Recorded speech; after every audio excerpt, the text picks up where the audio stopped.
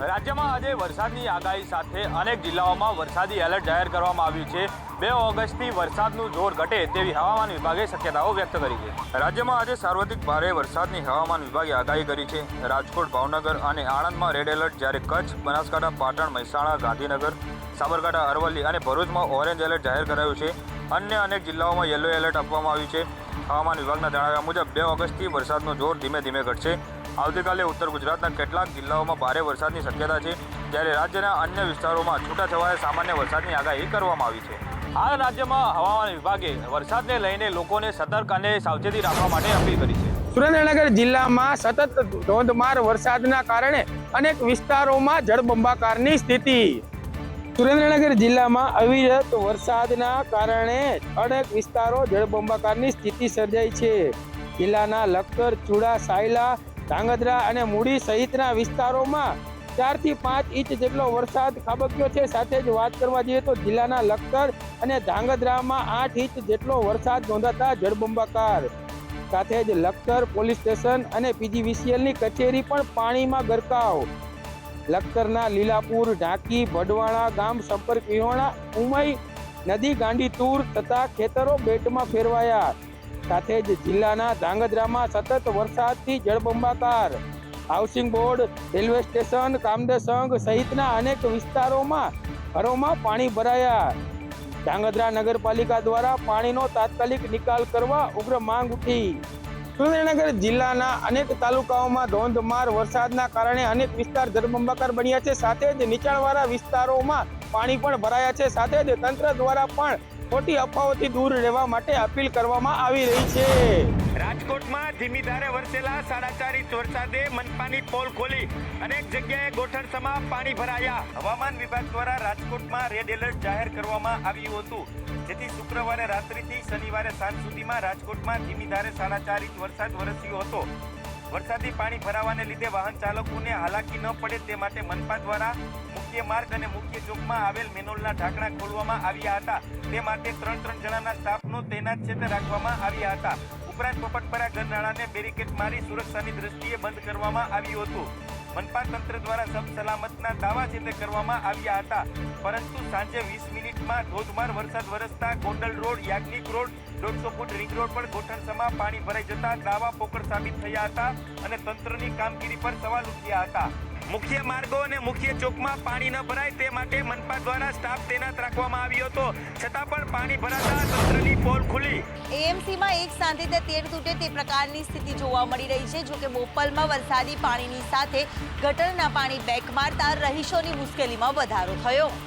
ચોમાસાની શરૂઆત થતાની સાથે જ વારંવાર પાણી ભરાવાની સમસ્યા દર વખતે સામે આવતી હોય છે।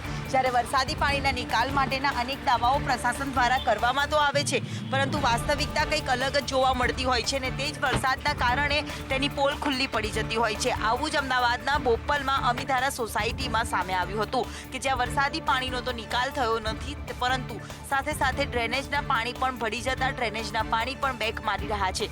તેના કારણે રહીશોએ ઘર છોડીને જવાનો વારો આવ્યો છે। વારંવાર હાલાકી, પ્રશાસનને અનેક રજૂઆત છતાં કોઈ કામ કરવામાં નથી આવતું, જેને લઈને લોકોમાં ભારે રોષ જોવા મળ્યો હતો। જોકે બોપલના અમીધારા સોસાયટીના રહીશો હવે ઘર છોડીને ગયા છે। સાથે પ્રશાસન સામે એક જ માંગ કરવામાં આવી રહી છે કે વરસાદી પાણીનો નિકાલ કરવામાં આવે અને સાથે સાથે ડ્રેનેજનું કનેક્શન વ્યવસ્થિત કરવામાં આવે।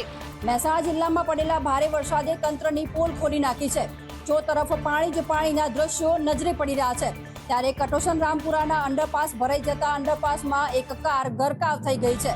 મહેસાણા જિલ્લામાં પડેલા ભારે વરસાદ બાદ ચો તરફ મુશ્કેલીના દ્રશ્યો સામે આવે છે। વરસાદ વિરામ લીધા પછી પણ તંત્રની બેદરકારીના કારણે લોકો ભારે હાલાકી ભોગવી રહ્યા છે।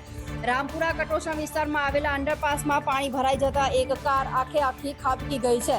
પાણીના યોગ્ય નિકાલ ન હોવાને કારણે અંડરપાસમાં સ્વિમિંગ પુલમાં ફેરવાઈ ગયો છે। 2 સરખા ગામોને જોડતો આ એક એવો મુખ્ય અંડરપાસ બંધ થઈ જતા વાહન વ્યવહાર સંપૂર્ણપણે ઠપ થઈ ગયો છે। એક ગામથી બીજે ગામ જવા માટેનો મુખ્ય રસ્તો બંધ થતા સ્થાનિકો અને વાહન ચાલકો અટવાયા છે।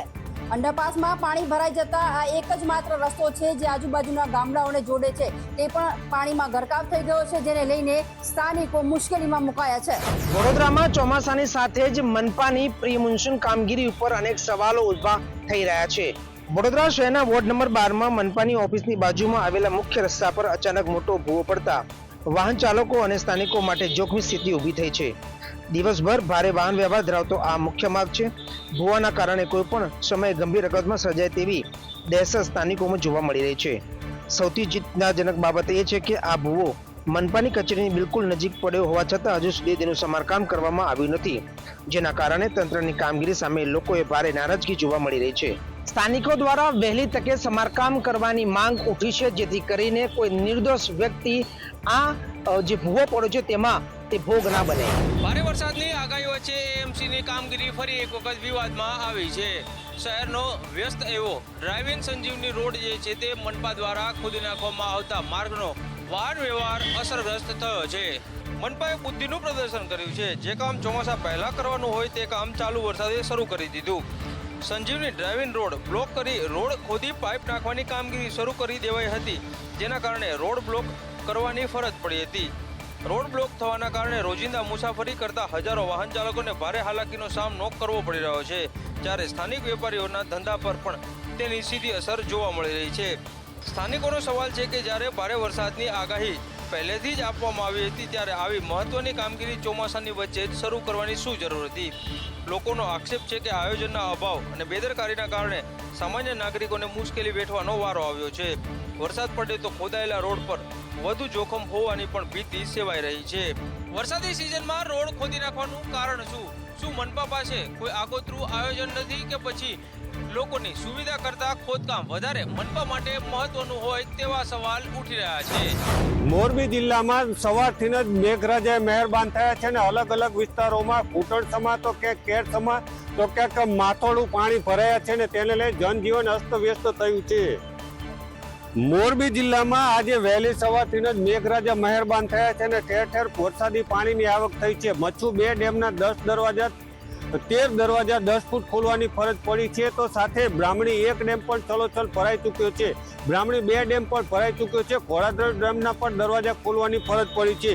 ખાસ કરીને વાત કરવામાં આવતો તો મોરબીમાં સૌથી વધુ 9 ઇંચ, ટંકારામાં 7 ઇંચ, હળોદમાં 6 ઇંચ, માળિયામાં 4.5 ઇંચ અને વાંકાનેરમાં 4.5 ઇંચ વરસાદ અત્યાર સુધી સરકારી ચોપડે નોંધાયો છે. પરંતુ જે પ્રકારે વરસાદ વરસી રહ્યો છે તેને લઈ ખેડૂતોના ખેતરોમાં મોટા પાયે નુકસાન વર્તાઈ રહ્યું છે અને સાથે જ ખેતી પાકોમાં મોટા પાયે નુકસાન થવાની સંભાવના વ્યક્ત કરાઈ રહી છે.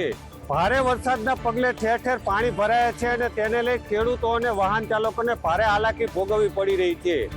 સુરત શહેર અને સુરત જિલ્લામાં ધોધમાર વરસાદ વરસી રહ્યો છે, જેના નવા નીર છે તે સુરતની તાપી નદીમાં આવ્યા છે. સુરત જિલ્લામાં પડી રહેલા ભારે વરસાદના કારણે તાપી નદીના જળસ્તરમાં સતત વધારો થઈ રહ્યો છે. પરિસ્થિતિ એવી છે કે સુરતના મુખ્ય કોઝવે તેની 6 મીટરની ભયજનક સપાટીને વટાવીને હાલ 8.34 મીટરની ઊંચાઈએ ઓવરફ્લો થઈ રહ્યો છે. એટલે કે કોઝવે હાલ ભયજનક સપાટીથી 2.34 મીટર ઉપર વહી રહ્યો છે. ઉપરવાસમાં ભારે વરસાદ અને ડેમમાંથી થઈ રહેલી પાણી છોડવાના કારણે તાપી નદીમાં કુલ 2 લાખ ક્યુસેક પાણીની જંગી આવક નોંધાઈ છે. માત્ર કાકરાપા ડેમમાંથી જ 21,000 ક્યુસેક પાણી છોડવામાં આવી રહ્યું છે, જેની સીધી અસર કાકરાપાથી લઈને સિંગરપુર કોઝવે સુધી જોવા મળી રહી છે. તાપી નદીના કેચમેન્ટ વિસ્તારમાંથી સતત આવક થઈ રહી છે અને કોઝવેમાંથી 1.50 લાખ ક્યુસેક પાણી આગળ વહેતું કરવામાં આવી રહ્યું છે. સતત પાણી છોડવાના કારણે તંત્ર દ્વારા સુરતના નીચાણવાળા વિસ્તારોને એલર્ટ રહેવા સૂચના આપવામાં આવી છે. વડોદરામાં વરસાદે વિરામ લીધો છે, પરંતુ ઉપરવાસમાં વરસાદના કારણે વિશ્વામિત્રી નદીનું લેવલ વધી રહ્યું છે. ઉપરવાસમાં વરસેલા ભારે વરસાદના કારણે વડોદરાની જીવાદોરી સમાન વિશ્વામિત્રી નદીની સપાટીમાં સતત વધારો થઈ રહ્યો છે. હાલ વિશ્વામિત્રી નદી 15 ફૂટની સપાટી પર વહી રહી છે, જ્યારે નદીની ભયજનક સપાટી 26 ફૂટની છે. પરિસ્થિતિની ગંભીરતાને ધ્યાનમાં રાખીને પોલીસ વિભાગ સ્ટેન્ડ બાય મોડ પર મુકાઈ ગયું છે. વેસ્ટ ઝોન એસીપી ડીએમ વ્યાસે જણાવ્યું કે જો નદીનું સ્તર 19 થી 20 ફૂટ પહોંચશે તો નીચાણવાળા વિસ્તારના લોકોનું સ્થળાંતર શરૂ કરાશે અને સપાટી 28 ફૂટે પહોંચતા બ્રિજ બંધ કરી દેવાશે. જોકે હાલ વડોદરા શહેરમાં વરસાદે વિરામ લીધો છે, પણ તંત્ર દ્વારા પરિસ્થિતિ પર સતત નજર રાખવામાં આવી રહી છે. આજે શહેરમાં આખો દિવસ વરસાદ ન વરસતા તંત્રએ હાશકરો અનુભવ્યો છે અને વિશ્વામિત્રી નદીની સપાટી પણ ધીમે ધીમે ઘટી રહી છે. અમરેલી જિલ્લામાં સર્જાયેલી ભારે વરસાદને કારણે પૂરની પરિસ્થિતિની સમીક્ષા કરવા રાજ્યમંત્રી કૌશિકભાઈ વેકરિયા મેદાને ઉતર્યા છે. મંત્રીશ્રીએ પૂરગ્રસ્ત વિસ્તારોની રૂબરૂ મુલાકાત લઈ પ્રભાવિત નાગરિકોને સુરક્ષિત સ્થળે ખસેડવાની કામગીરીનું નિરીક્ષણ કર્યું હતું આ સાથે જ તેમણે અધિકારીઓ સાથે ઝડપી અને રાહત બચાવ કામગીરીમાં કડક કામ કરવાના આદેશ આપ્યા છે. આ ઉપરાંત વરસાદથી બંધ થયેલા રસ્તાઓને તાત્કાલિક ધોરણે ખુલ્લા કરવા માટે તંત્રને કડક આદેશ આપવામાં આવ્યા છે. ગુજરાતમાં ચાંદીપુરા વાયરસનો કહેર યથાવત છે. અત્યાર સુધીમાં 21 બાળકોના મોત નીપજ્યા છે. ગુજરાતમાં ચાંદીપુરા વાયરસની સ્થિતિ દિન પ્રતિદિન ચિંતાજનક બની રહી છે. એક તરફ શંકાસ્પદ કેસોનો આંકડો 170 ને પાર પહોંચી ગયો છે, તો બીજી તરફ 21 જેટલા બાળકોના મોતે આરોગ્ય તંત્રની ઊંઘ ઉડાડી દીધી છે. હાલ રાજ્યભરમાંથી 174 શંકાસ્પદ કેસ સામે આવ્યા છે, જેમાંથી 33 દર્દીઓમાં વાયરસનું સંક્રમણ પોઝિટિવ મળી આવ્યું છે. આરોગ્ય વિભાગ દ્વારા લેવાયેલા સેમ્પલમાંથી 158 શંકાસ્પદ કેસોના પરીક્ષણના પરિણામ જાહેર કરવામાં આવ્યા છે, જ્યારે બાકી રહેલા 16 સેમ્પલ પર જીબીઆરસી ખાતે હાલ પરીક્ષણ ચાલુ છે. આરોગ્ય તંત્ર દ્વારા તમામ અસરગ્રસ્ત વિસ્તારોમાં સર્વેલન્સ અને દવાનો છંટકાવ તીવ્ર બનાવી દેવામાં આવ્યો છે. તંત્ર દ્વારા પરિસ્થિતિ પર કાબુ મેળવવાના સતત પ્રયત્નો કરવામાં આવી રહ્યા છે, પરંતુ જે રીતે આંકડાઓ વધતા જઈ રહ્યા છે તેના કારણે ગ્રામ્ય વિસ્તારમાં ફફડાટ વ્યાપી ગયો છે. દેશના યુવાનોને નશાની બદીથી દૂર રાખવા માટે નશામુક્ત અભિયાન ફોર વિકસિત ભારત સંકલ્પ અભિયાનની શરૂઆત થવા જઈ રહી છે, જેમાં 2 ઓગસ્ટના રોજ પ્રધાનમંત્રી મોદી વર્ચ્યુઅલી સંવાદ કરશે. યુવાધનને નશાની કુટેવમાંથી મુક્ત કરવા અને વિકસિત ભારતના સંકલ્પને સાકાર કરવાનો ઉદ્દેશ્ય સાથે નશામુક્ત યુવા ફોર વિકસિત ભારત સંકલ્પ અભિયાનનો પ્રારંભ થઈ રહ્યો છે. માય ભારત દ્વારા ચલાવવામાં આવનારા આ દેશવ્યાપી અભિયાન હેઠળ 2 ઓગસ્ટના રોજ વડાપ્રધાન નરેન્દ્ર મોદી વર્ચ્યુઅલ માધ્યમથી દેશના યુવાનોને ખાસ સંબોધિત કરશે.